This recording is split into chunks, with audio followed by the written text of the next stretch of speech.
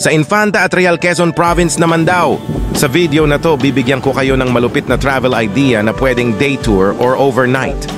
Inikot namin ang probinsya ng Infanta, Real, at inisa-isa namin ang mga pwedeng pasyalan. Pero bago ang lahat, shout out muna sa Mandirigma Riders Club Philippines, Ends Tattoo, at kay Paul C. Lopez. Sa mga gusto magpa-shoutout, comment lang kayo or name ng group nyo. Thanks sa support. Ang ruta na dinaanan namin ay kilala sa tawag na Panicky Loop. Dahil hugis paniki ito pag tinignan sa mapa, sikat ang way na to sa mga mahilig magbisikleta.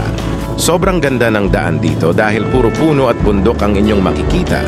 Hindi ka din maiinitan dahil malamig ang klima dito. Para sa mga tourist spot, una kong maire-recommend ang 4 na magagandang resort sa barangay Magsaysay sa Infanta. Ang Kakawayan Falls, Pinlac Falls, Lola's Haven Resort at ang Hidden Paradise Resort. Sobrang lamig ng tubig dito na sure akong mai-enjoy nyo. After sa Magsaysay, diretso tayo sa ating next destination, ang Agos River. Paalala sa lahat ng magra-rides sa lugar na ito, magbaon kayo ng kapote dahil madalas umuulan sa part na to ng Marilake.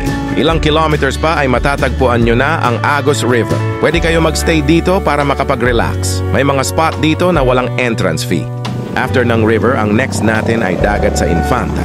Selfie muna sa poste. Ito pala guys ang endpoint ng Marilake Highway. Sumaglit lang din kami sa arko ng general na car para magpicture. Alam nyo ba na may ginagawang kalsada dito na papuntang Dingala na Aurora? Lilibutin ko yan soon pag natapos na. For our first stop, dito kami sa Tando Beach Resort nagstay para mag-lunch. Entrance is 20 pesos only. Gagawan ko na lang ito ng separate video for more details. After lunch, tinahak na namin ang kalsada patungo sa Real Quezon. Sunod naming pinuntahan ay ang Balagbag Falls.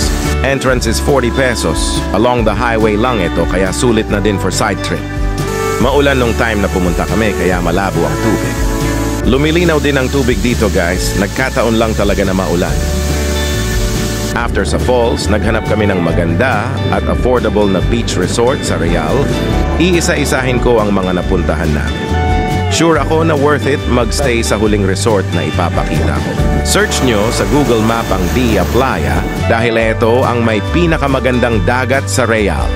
Take note. Iwasan nyo ang mga resort sa beach na to dahil sobrang crowded at pricey ang tent pitch. Instead, go to this place Lorena Beach Resort.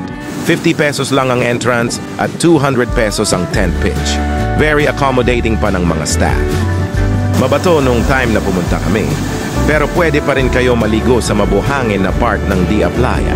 Highly recommend ang place na to para sa gusto ng katahimikan at kapayapaan. Madami pang lugar na pwede pasyalan sa Infanta at Real Quezon.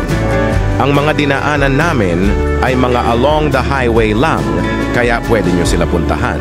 Kung umabot ka sa part ng video na to, ibig sabihin na enjoy mo ang content na ito. Makikisuyo na lang din po na pa-like at pa-share ng video. Laking tulong po nito para sa mga next vlog namin. Salamat po! For other question, comment nyo lang at sasagutin ko yan. Like at i-follow mo na din ako for more video like this. Ito ang tinahak naming ruta from Quezon City. 5 to 6 hours naman ang biyahe hanggang Real. Kaya din nito ang day tour kung gusto nyo lang mag-road trip.